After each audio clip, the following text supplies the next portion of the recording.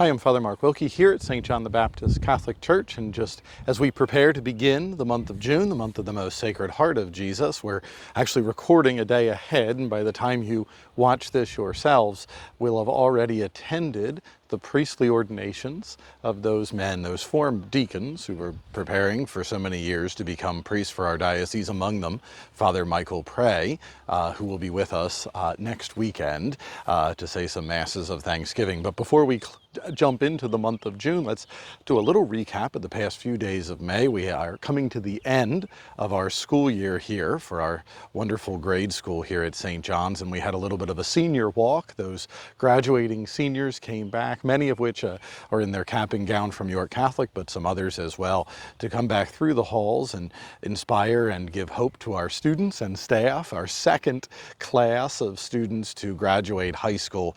And so for our young school, what a great accomplishment to see that, and a great thing to see those young men and women as they continue on their way. Great milestone, high school graduation, and move into the workforce and additional schooling and so forth as the future holds for them. So we wish them the best, and of course carry them forth with our prayers, as we do for all graduates of high school and college and certificate programs of all kinds this time of year.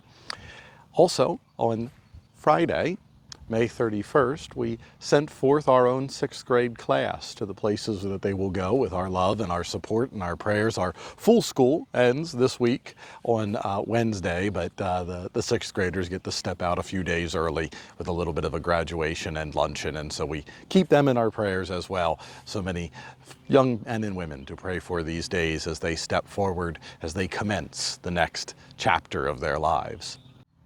And now, as we begin the month of June, we do so with the solemnity of the body and blood of the Lord, Corpus Christi Sunday, this weekend, June 1st and 2nd. Of course, after the 11 a.m. Mass, we'll do our outdoor procession. We'll have some stational altars set up. Hopefully you're able to attend the 11 a.m. Mass and just join right into that procession. But if your pattern in life is to attend a different Mass, that's great too. And then to join us up here around noontime. And we'll have some stational altars that we stop at, that we pray with, that we walk with the Eucharistic Lord in thanksgiving and as disciples. And so just a word of encouragement, also a word of thanks, and final moments for those Corpus Christi flower envelopes as we continue to remember our living and deceased family and friends as we give thanks and praise to the Lord for the gift of the altar, the gift of the most holy sacrament, the Eucharist.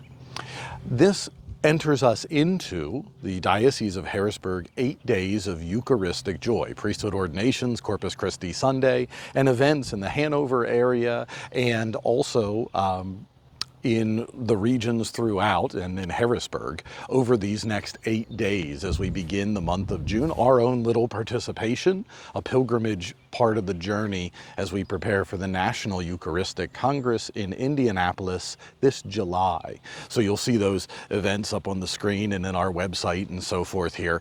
Some really exciting and fun things happening. I was doing my best to clear my schedule out to be a part of those. Of note, next Saturday, June the 8th, the Memorial of the Immaculate Heart of Mary, Bishop Senior is going to have Mass on the steps of the Capitol building in Harrisburg, and then a Eucharistic procession with a bit of a food festival on City Island. And so concluding the diocesan 8 days of Eucharistic joy with that event on City Island, a Eucharistic procession and outdoor Mass, we'll have the privilege of having Father Pray with us to celebrate Masses that weekend of June the 8th and 9th, the 5 p.m., the 9 and the 11 a.m. Masses across the weekend there. He'll be with us just for a brief visit as he prepares for his priestly ministry and wanted to be with us, and so a great opportunity to pray with and continue to pray for the newly ordained Father Pray as he makes a bit of a visit here to St. John's, and what a great privilege that is for us. That's also a busy weekend for us. It's our farewell to Deacon Carl Freidhoff and his wife Pam as they enter into retirement, commencing the next chapter of their lives. We send them forth with our prayers, our good wishes, and our thanksgiving.